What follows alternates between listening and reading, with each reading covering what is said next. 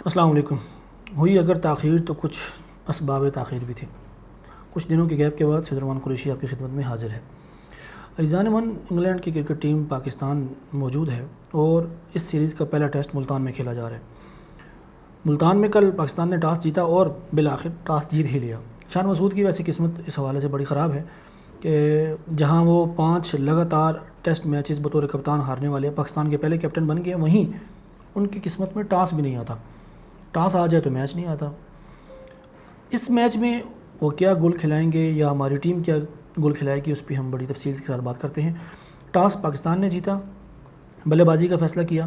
میں حیران ہوں اس بات پہ کہ سائم ایوب کے اوپر آخر ایسی کون سی انویسٹمنٹ بورڈ نے کر دی ہے کہ جس کا بورڈ وصول کرنا چاہ رہا ہے، اور بورڈ یہ چاہتا ہے کہ بہر صورت سائم کو ہم نے ٹیسٹ میں کھلانا ہی کھلانا ہے۔ حالانکہ سائم ایوب نے ٹھیک ہے 2 فرسٹ کلاس سیزن میں انہوں نے رن سکور کیے تھے، لیکن بھیا آپ پی ایس ایل کی وہ نو لک شاٹ اور وہ ٹانگ اٹھا کے شاٹ مارنے والی جو اس کی قابلیت ہے، اس کو بنیاد بنا کے ٹیسٹ میں اس کو مسلسل کھلا کے تباہ و برباد کر رہے ہیں، اس کا اعتماد ڈاؤن کر رہے ہیں، اس کا سارا کیریئر خطرے کی علامت بن چکا ہے۔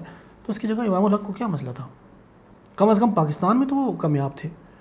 بنگلہ دیش کے خلاف اگر وہ کھلائے جاتے تو یقیناً ٹھیک ہے، ایک طرف وہ وکٹ روک لیتے ہیں، موقع جب بنے تو رنز بھی بنا لیتے ہیں، تمام تر باتیں اپنی جگہ، ان کی ایوریج اچھی ہے، ان کی اسٹرائک روٹیشن اچھی ہے، سب باتیں اپنی جگہ درست ہیں۔ اس کے باوجود سائم ایوب کو مسلسل کھلانا اور امام الحق کو نظر انداز کرنا کچھ اس کی سمجھ نہیں آ رہی۔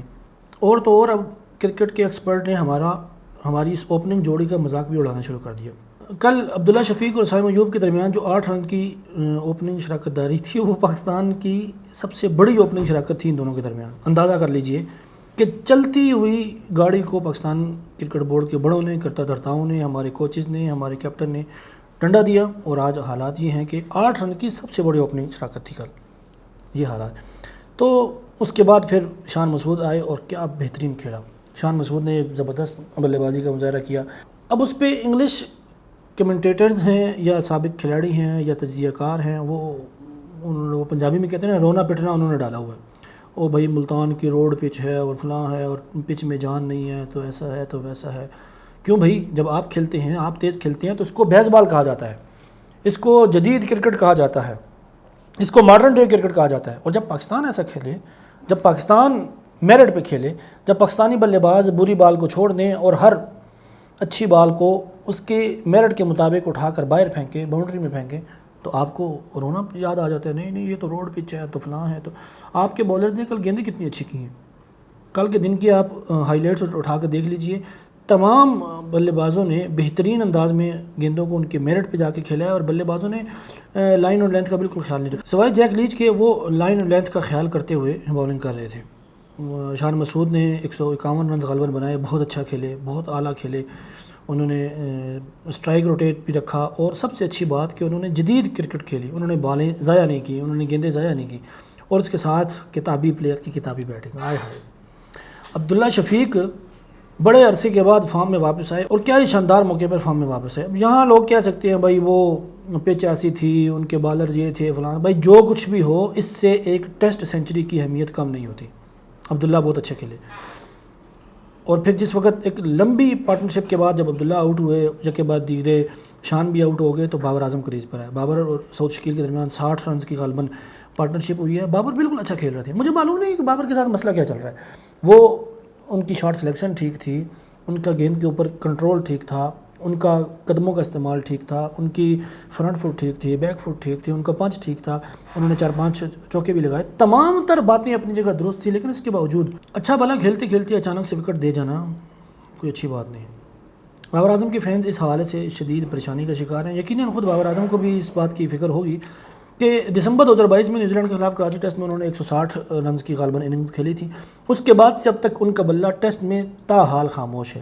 ایک لمبی اننگ کی ضرورت ہے، ایک سنچری کی ضرورت ہے، ایک لمبی باری کی ضرورت ہے، جو بابر اعظم کو پھر سے کرکٹ کی دنیا میں واپس لا سکتی ہے۔ ابھی بابر اعظم کی تکنیک کا کوئی مسئلہ نہیں لگتا ہے، بابر اعظم کے فرنٹ فٹ، بیک فٹ، جیسے میں نے کہا، گیند کے اوپر کنٹرول، اس میں کوئی پرابلم نظر نہیں آتی ہے۔ ٹیسٹ کرکٹ میں یاد رکھیں کہ 20-30 رنز بنانا یہ بہت ہوتا ہے۔ بلے باز سمجھ جاتا ہے کہ اس وقت پچ کی کنڈیشن کیا ہے، باؤنس کتنا ہے، ڈگری آف سپن کیا ہے، اور بلے باز جب کھیلنا چاہتا ہے تو گیند اس کے بلے پہ صحیح آ رہی ہے، یہ تمام باتیں 20-30 رنز بنانے تک بلے باز سمجھ جاتا ہے۔ بابر اعظم اسی پہ آؤٹ ہو رہے ہیں، کبھی ایل بی ہوتے ہیں، کبھی کیچ آؤٹ ہو جاتے ہیں، کبھی بولڈ ہو جاتے ہیں۔ تو محسوس یہ ہوتا ہے کہ بابر اعظم کے ساتھ ٹیکنیکلی فالٹ نہیں ہے، بلکہ مینٹلی فالٹ ہے، کوئی ذہنی دباؤ ہے۔ وہ کہا تھا ہم نے کہ یار شادی کر لو یار، شادی کرنے سے بسا اوقات مسئلے حل ہو جاتے ہیں۔ تو بابر اعظم کے جہاں فینس کا بھی یہی اصرار ہے، ان کے والدین کا بھی اصرار ہے، ساتھی کرکٹرز کا بھی اصرار ہے، سب شادیاں کر رہے ہیں، بھائی آپ بھی کر لیں، شاید کہ اس برے فیز سے نکل جائیں۔ دیکھیں دسمبر 2022 سے لے کر یہ اکتوبر ہے، آلموسٹ 2 سال ہے، 653 دن ہو چکے ہیں، 17 اننگز ہو چکی ہیں کہ بابر اعظم نے نصف سینچری تک سکور نہیں کی۔ بابر اعظم کے رنز بے حد ضروری ہیں، اس لیے ضروری ہیں کہ جب سے بابر آئے ہیں تب سے ہمارا مڈل آرڈر کا مسئلہ تقریباً حل ہو گیا۔ بابر رنز کرے تو ٹیم میچ جیتتی ہے، بابر رنز نہ کرے تو ٹیم کھڑے لگ جاتی ہے۔ تو بابر کا فارم میں واپس آنا بے حد ضروری ہے۔ آج کی بات کریں تو کل کو بابر کے آؤٹ ہونے کے بعد سعود شکیل کے نائٹ واچ مین کے طور پر نسیم شاہ کو بھیجا گا، اور نسیم شاہ نے آج کیا کمال بلے بازی کی۔ 70-80 گیندیں انہوں نے کھیلی ہیں، 33 رنز انہوں نے بنائے ہیں، 3 بلند و بالا چھکے انہوں نے لگائے، 1 چوکا لگایا، اور بھائی انگلینڈ کے باؤلرز کو تو فرسٹریٹ کر کے رکھ دیا۔ یہ مائیکل وان وغیرہ دوسرے تیسرے یہ سر پیٹ رہے تھے باہر بیٹھ کے کہ بھائی ہمارے باؤلرز کو ہو کیا گیا کہ نسیم شاہ جیسا بالر ان سے آؤٹ نہیں ہو رہا۔ بھائی شاہ جی تو ہمارے شاہ جی ہیں، یہ کیسے آؤٹ ہوں گے بھلا؟ دوسری بات، نسیم شاہ کی یہ اننگز بابر اعظم کے لیے لمحہ فکریہ ہے، سائم ایوب کے لیے لمحہ فکریہ ہے کہ بھائی جب تک آپ اٹیکنگ کرکٹ نہیں کھیلیں گے، جب تک آپ آگے بڑھ کر نہیں کھیلیں گے، جب تک آپ ان کے اوپر جرحانہ اپروچ سے حملہ نہیں کریں گے، تب تک انگلینڈ کی اس بیس بال کے مقابلے میں آپ کبھی کامیاب نہیں ہو سکتے۔ بہرحال نسیم شاہ کے آؤٹ ہونے کے بعد رضوان کریز پہ آئے اور 12 گیندیں کھیل کر 0 رنز بنا کر رضوان بھی پویلین لوٹ گئے۔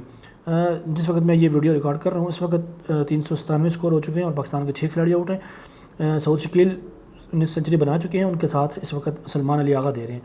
امید ہے کہ پاکستانی ٹیم تقریباً 500 کے لگ بھگ پہنچے گی، اور اگر 500 رنز پاکستانی ٹیم کرتی ہے تو بھیا یہ میچ کہیں نہیں جانے والا، دلچسپ ہوگا، بہت اچھا ہوگا، کیونکہ ملتان کی پچ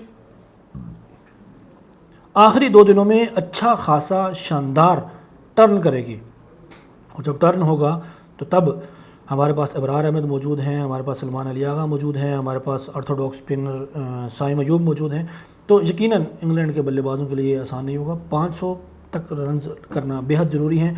ابھی سعود شکیل ہیں، سلمان علی آغا ہیں، پیچھے عامر جمال ہیں، شاہین شاہ افریدی بھی ماڑی موٹی ہٹنگ کر لیتے ہیں، اور ابرار احمد بھی کچھ نہ کچھ رنز بنا ہی لیتے ہیں۔ تو کل ملا کے 500 550 تک پہنچنا بے حد ضروری ہے۔ 400 تو آلموسٹ ہو گئے ہیں، 150 رنز ان آخری کھلاڑیوں کو بنانے بے حد ضروری ہیں تاکہ پاکستان اس میچ میں بنا رہے۔ آج کی اس ویڈیو میں اتنا ہی۔ آپ ہمیں بتلائیے کہ آپ مزید کیا توقع کرتے ہیں پاکستانی کرکٹ ٹیم سے، اور بابر اعظم اس فیلئر سے کیسے نکل سکتے ہیں، ہمیں کمنٹ میں ضرور بتائیے۔ اپنا خیال رکھیے گا، اللہ حافظ۔